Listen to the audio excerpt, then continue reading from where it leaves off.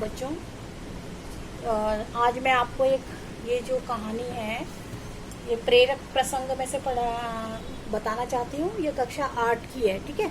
कक्षा 8 की जो है उसमें ये कहानी दी हुई है। और ये कहानी जो है बच्चों नेपोलियन की है, ठीक है। नेपोलियन बोनापार्ट, ठीक है। आपने इनका नाम सुना ही होगा, नेपोलियन बोनापार्ट का नाम सुना ही होगा।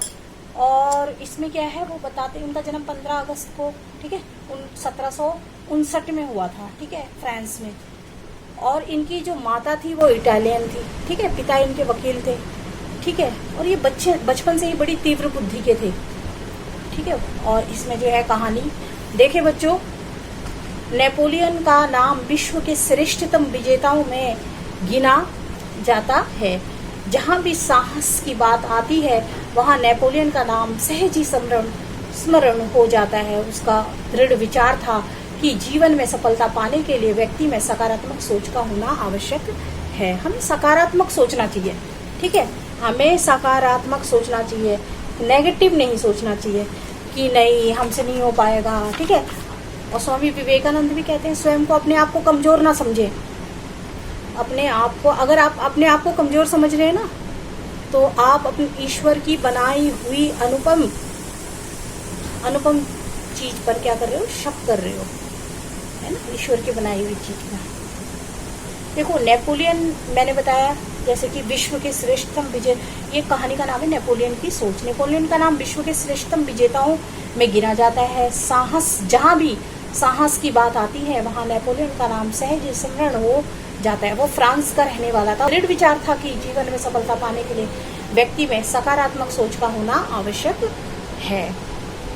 एक बार किसी ने नेपोलियन से पूछा, श्रीमान आपकी सफलताओं का राज क्या है? क्या इसके पीछे कोई दैविक शक्ति है, कोई चमत्कार है? ऐसा पूछते हैं उससे। यह सुनकर नेपोलियन मुस्कुराया और बोला, यदि हम पूरी ईमानदारी और समर्पण भाव से अपने लक्ष्य की प्राप्ति का संकल्प लें और उसे पूरा करने के लिए निरंतर प्रयत्न रहें तो उसमें सफलता अवश्य मिलेगी, ऐसा मेरा अनुभव है। फिर कुछ देर रुककर नेपोलियन ने कहा, किंतु लक्ष्य भी अच्छा होना चाहिए। अच्छे लक्ष्य को पाने की प्रेरणा दैविक शक्ति से मिलती है। लक्ष्य अच्छा होना चाहिए, ठीक है। लेकिन यह भी देखा गया है कि आसुरी प्रवृत्तियां अच्छे और शुभ काम की प्राप्ति में बाधक होती हैं।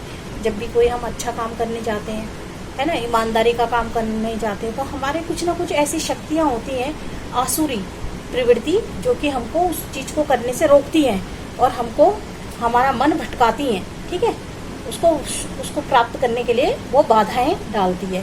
यदि व्यक्ति के मन में अपने लक्ष्य के प्रति पाने का संकल्प दृढ़ हो तो सफलता अवश्य प्राप्त होगी। नेपोलियन की कथनी और करनी में अंतर नहीं था, तभी तो वो विश्व प्रसिद्ध व्यक्ति बन पाया। वह मन में जिस बात को ठान लेता था उसे पूरा करके ही दम लेता था। ये बात बिल्कुल सही है। और नेपोलियन बोनापार्ट, उसका पूरी दुनिया में आज भी नाम है, ठीक है। उसने बहुत ही कठिनाई से, बड़ी ही मेहनत के बल पर बहुत बड़ा साम्राज्य बनाया अपना, ठीक है, ठीक है। रूस में भी युद्ध किया, ठीक है। और इस तरह से उसने बहुत सारे देशों पर राज किया। इसी के साथ आप मन में ठान लें कि हमसे होगा, हम कर सकते हैं, तो आप अवश्य उस चीज को प्राप्त कर लेंगे। ऐसी मैं आशा करती हूँ आपको ये स्टोरी अच्छी लगी होगी। और धन्यवाद।